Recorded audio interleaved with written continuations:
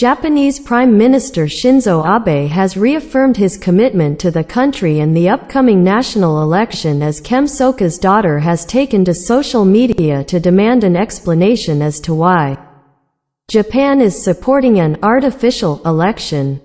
Last week, Japan's ambassador to Cambodia, Hidehisa Horinuchi, signed an agreement with Foreign Affairs Minister Prak Sokhon at the ministry, granting about $7.5 million in aid to the National Election Committee for the July 29 general election.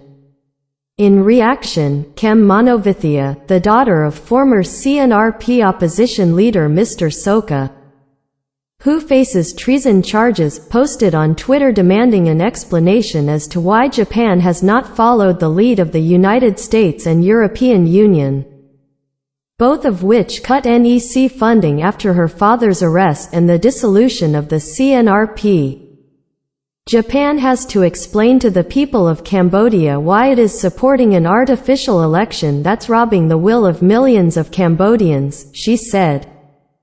In letter to Prime Minister Hun Sen obtained yesterday, Mr. Abe said that Japan is fully committed to continuing to help Cambodia develop and prosper. Friendship and confidence have been built between our two nations, shaking hands together, reaching the goal of peace, rebuilding the country and developing Cambodia, Mr. Abe said. As I announced on the visit with Prime Minister Hun Sen in Japan last year, Japan is committed to further supporting Cambodia's development.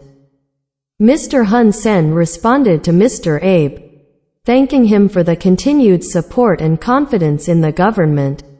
The government and people of Cambodia highly appreciate the invaluable Japanese support which has helped transform Cambodia from a war-torn country and recipient of UN peacekeepers into one of the fastest-growing economies in the world and an active contributor to international peacekeeping, Mr. Hun Sen said.